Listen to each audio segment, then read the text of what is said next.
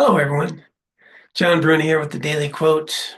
I do hope this finds you well, that you are taking good care of yourself and take good care of those around you. Let's go ahead and get to the quote today. This one builds on yesterday's. Just as weeds seem to rise easily and of their own accord, so can harmful mental states and attitudes. It's important to be mindful of and to actively create the conditions that give rise to the love and kindness that we want to flourish in our hearts and minds.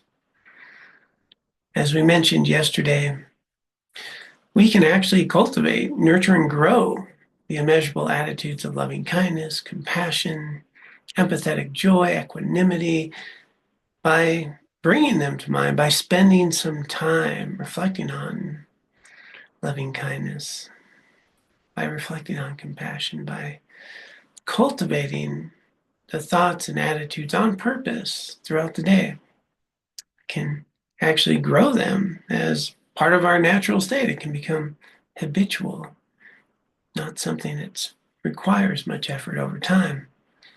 But we may have noticed that a lot of our attitudes and thoughts, just like weeds, they pop up without any effort. As a matter of fact, it takes effort to weed our gardens.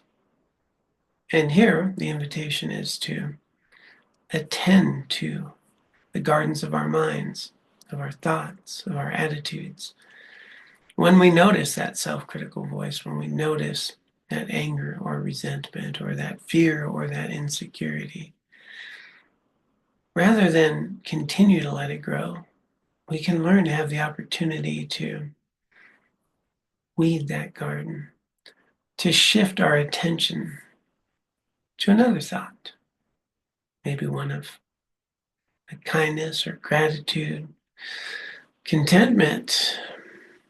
How about that one? That one completely changes my whole shift of perspective. Instead of thinking about something I need to be okay, why don't I look at what I have? And contentment's a slightly different attitude than gratitude.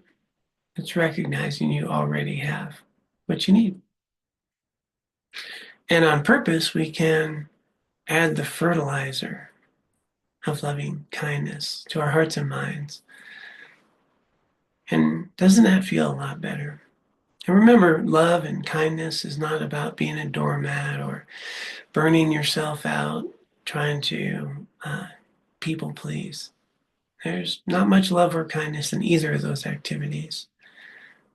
Love and kindness is recognizing your value and the value of another human being or animal or anything that you're attending to, that there is purpose to it. And it's a dedication to attend to that person, that activity, yourself in the healthiest possible way. For the best for you, for them, for whatever thing you're attending to, even activity. Am I attending to it? Am I bringing my best? Am I engaging in this activity, this conversation in the healthiest way possible so that it's beneficial? Now that's a true act of love and kindness. So we can bring this attitude of loving kindness, this dedication to healthy actions throughout the day.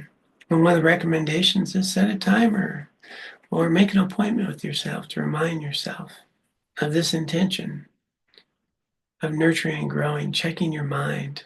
Is your mind attending to the weeds of anger, anxiety, fear, resentment, or attending to the flowers of loving kindness, compassion, contentment, helpfulness? What we water grows.